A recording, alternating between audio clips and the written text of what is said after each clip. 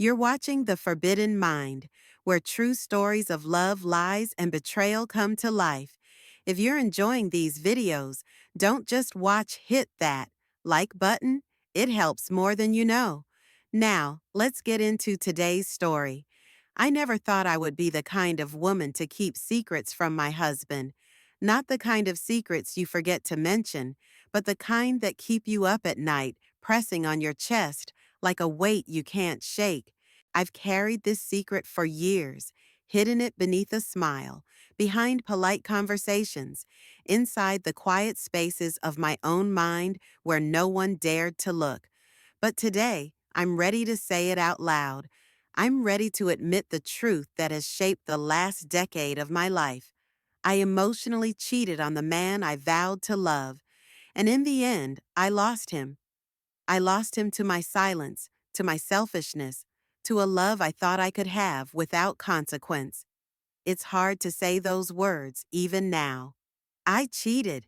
The word carries such a weight: betrayal, deception, heartbreak. But what I did wasn't easy to name, even for me. I never touched another man. I never physically crossed that line. But I gave him my heart in secret, little by little, until there was nothing left for my husband to hold. Maybe some will judge me harshly.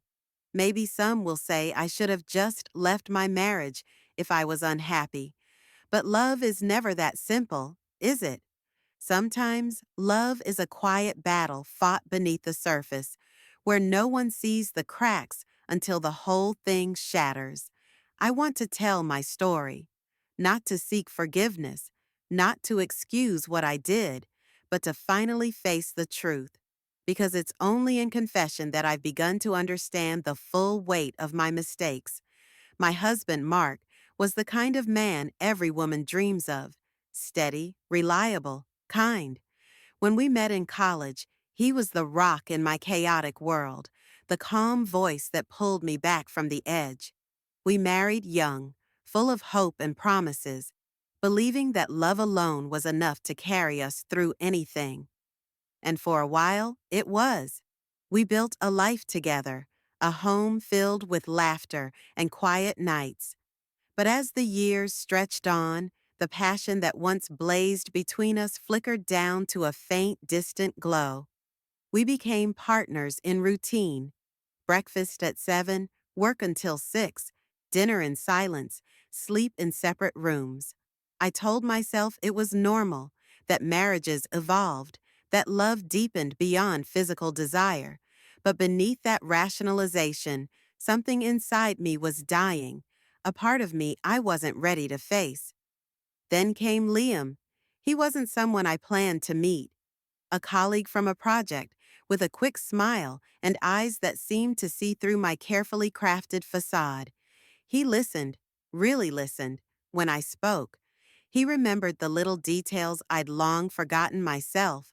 Suddenly, I felt seen, understood, alive. Our conversation started innocent enough: work emails, shared jokes, casual lunches, but slowly they stretched into the late hours. Messages exchanged in the quiet moments when the world slept, and my own loneliness screamed the loudest. I told myself it was just friendship, nothing more than that. But the truth was undeniable. I was falling in love without touching, falling in love in secret. It's a cruel kind of torture, loving someone you cannot have, loving someone while still bound to another. The guilt gnawed at me every day, a shadow lurking behind every smile, every lie, every stolen moment on my phone. Mark noticed. The distance between us grew palpable, a silence so loud it filled the room. I tried to explain it away as stress, exhaustion, the demands of our lives. But he knew. I could see it in his eyes. That quiet, aching disappointment that no words could fix. I never imagined it would end like this. That the man who once held my heart would walk away, leaving me alone with the ruins of a love I had destroyed with my own hands. This is my confession. This is my truth. And maybe, just maybe, It will be enough to begin to heal the wounds I've caused in him, in myself, and in the fragile fragments of what we once called love. When Mark finally left, it wasn't with a dramatic confrontation or a shouted fight. It was quiet, almost ghostly, the way he packed his things in the early morning hours, leaving behind the echo of a life we once shared. I woke up to the empty side of the bed, the silence that screamed louder than any argument ever could. That moment, the crushing loneliness hit me like a tidal wave. I had prepared myself for the worst, but nothing could have braced me for the hollow ache of losing him. In the days that followed, the reality of what I had done unfolded like a slow-motion nightmare. Friends and family, who had never suspected a thing, looked at me differently, with pity, confusion, even judgment. I was the woman who kept a perfect life on the surface, but beneath it was a fracture no one wanted to admit. Mark stopped answering my calls. His messages were brief, cold. Every unanswered text felt like a fresh wound, a reminder that I had destroyed the very foundation of our marriage. I tried to explain myself, to tell him that the affair was emotional, not physical, that I never meant to hurt him. But words felt hollow, powerless against the truth of betrayal. How do you explain a broken heart when you're the one who shattered it? I was forced to confront every painful truth: my loneliness, my need for connection, my fear of facing the silence in my own marriage. I realized that by hiding my pain, I had only made it worse. The fallout wasn't just between Mark and me. It seeped into every corner of my life. Work became a refuge and a prison. I could lose myself in deadlines, meetings, and emails. But the ache followed me everywhere. Sleep was elusive. Every night was haunted by the ghosts of what I'd lost. And Liam, he was no longer a source of comfort. Our messages stopped, the distance between us as vast and painful as the one that separated me from Mark. What I thought was love turned out to be a desperate escape, a mirage in the desert of my loneliness. I began therapy, desperate to understand how I let it come to this. My therapist told me something I hadn't wanted to hear. Sometimes, the biggest betrayals are not the ones committed with physical acts, but those of the heart and mind. Emotional cheating, she said, is just as real and just as destructive. Facing that truth was the hardest part of all. I wasn't just a victim of loneliness, I was its architect.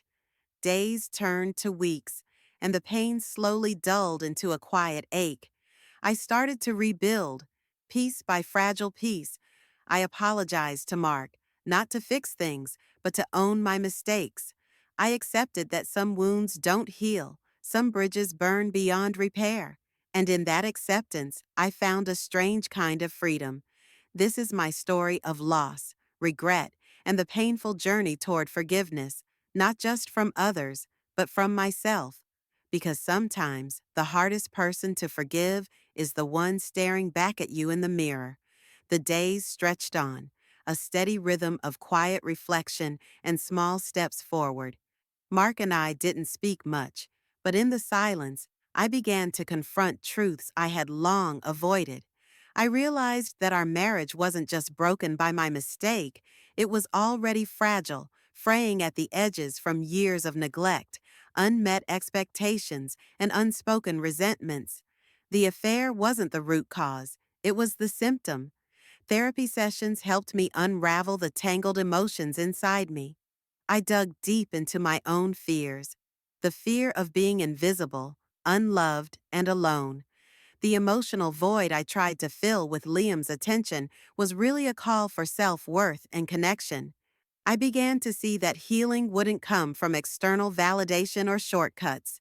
It had to come from within. Mark and I started talking again, carefully, awkwardly, but honestly. We shared our pain, our disappointments, and the fragile hope that something better could grow from the ashes. We didn't know if our marriage would survive, but we knew that silence and avoidance would only deepen the wound. As I rebuilt my relationship with Mark, I also rebuilt myself. I learned to be alone without feeling lonely. I rediscovered passions I had shelved away: writing, painting, moments of stillness in nature. I realized that forgiveness, especially self forgiveness, wasn't about forgetting or excusing the past. It was about releasing its hold over me and choosing to move forward. I never reached out to Liam again. That chapter closed quietly, without fanfare or bitterness. It was a painful lesson in understanding the difference between desire and true connection. In the end, the story isn't about betrayal or loss. It's about the courage to face your mistakes, the strength to ask for forgiveness, and the grace to rebuild from the wreckage. I'm still a work in progress, but I am learning every day that even when life breaks us, it can also make us stronger. Thank you for listening to my story.